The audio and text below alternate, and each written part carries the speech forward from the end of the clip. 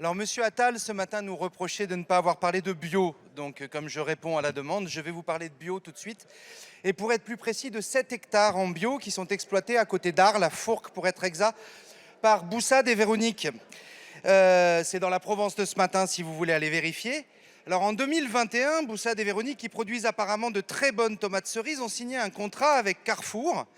Et ils devaient leur fournir 40 tonnes de tomates cerises, qu'ils ont parfaitement fait en 2021, à tel point qu'en 2022, Carrefour leur a demandé d'augmenter leur production. Ils ont proposé d'en produire 90 tonnes, mais Carrefour voulait plus, il voulait 350 tonnes. Donc ils ont annulé leurs autres contrats de manière à pouvoir répondre à cette demande.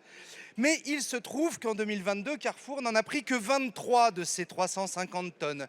Donc, Boussade et Véronique ont dû jeter 327 tonnes de tomates cerises, n'ont touché que 120 000 euros sur les 1 750 000 euros qui leur étaient promis par Carrefour et vont devoir donc renoncer à leur exploitation et déposer le bilan.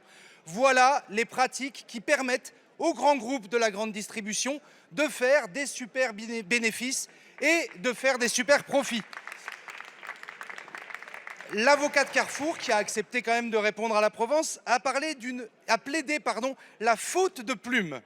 Alors je vous demande cet après-midi de ne pas faire de faute de plume, de signer avec nous pour que nous exigions la taxation des super profits de Carrefour, plutôt que de taxer 2 ans à Boussade et Véronique, et pour qu'ils ne rejoignent pas les 90 000 chômeurs qu'on nous promet avec votre réforme. Merci.